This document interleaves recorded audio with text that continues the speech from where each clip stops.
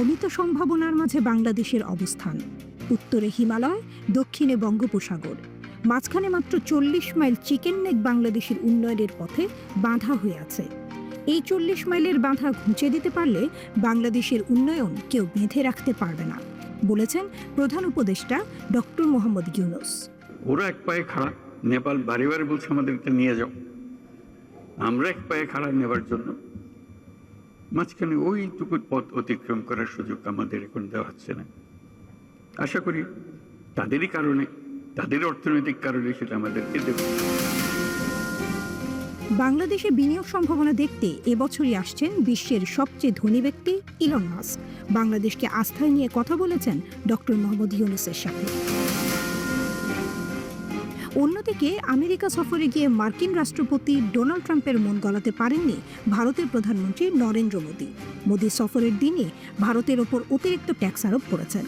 Trump প্রশাসনে গুরুত্বপূর্ণ ব্যক্তি ইলন মাস্কের সাথেও আলাপেও বিনিয়োগের বরফ গলাতে পারেননি মোদী। আগেই বিকল্প পথ খোলা রেখেছিলেন ইলন মাস্ক। ফোন করে সামাজিক ব্যবসার পথিকৃৎ ডক্টর মোহাম্মদ ইউনূসকে। দক্ষিণ এশিয়ায় স্টারলিংকের ব্যবসা প্রসারিত হবে বাংলাদেশ থেকেই। শুধু নেপাল ভুটান নয়, 7 সিস্টার্স সহ ভারতের প্রতিটি অঞ্চলে যাবে বাংলাদেশের পণ্য। আমাদের অঞ্চল হলো, উত্তরে হলো নেপাল আমাদের অঞ্চল। নেপালের সৌভাগ্য তারা হিমালয় পর্বতের পাদদেশে আছে।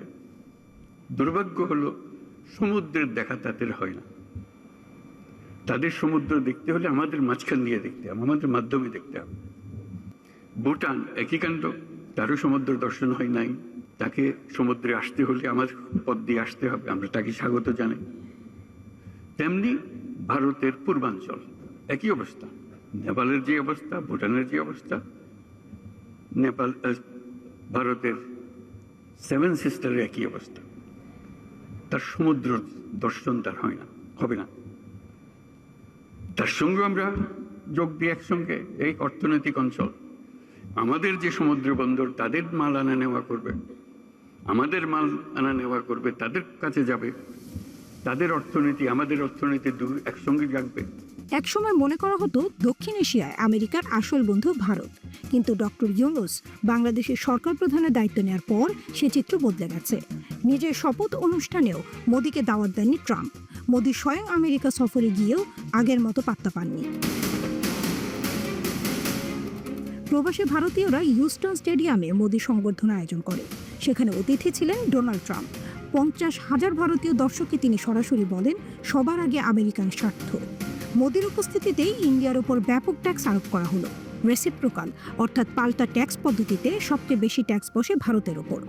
সাংবাদিকদের প্রশ্নের জবাবে ট্রাম্পের সাফ কথা, ইন্ডিয়া আমাদের ওপর সবচেয়ে বেশি ট্যাক্স বসায়, তাই আমি ইন্ডিয়ার ওপর সবচেয়ে বেশি ট্যাক্স বসালাম। But India is a very hard place to do business in because of the tariffs. They have the highest tariffs just about in the world, and it's a hard place to do business. No, I would imagine he met the reciprocal makes tariffs really fair. It's a beautiful, simple system, and we don't have to worry about, gee, we're charging too much or too little. But traditionally, India is right at the top of the pack, pretty much. There are a couple of smaller countries that are actually more, but India is a they charge tremendous tariffs.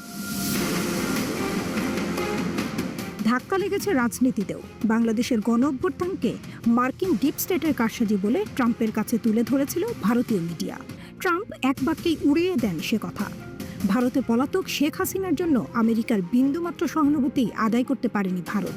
উল্টো Elon মাস্কের দপ্তর জানিয়েছে ভারতে মার্কিন অনুদান বাতিল করা হয়েছে। মাস্কের সাথে মোদির বৈঠকও এক অর্থে অসফল।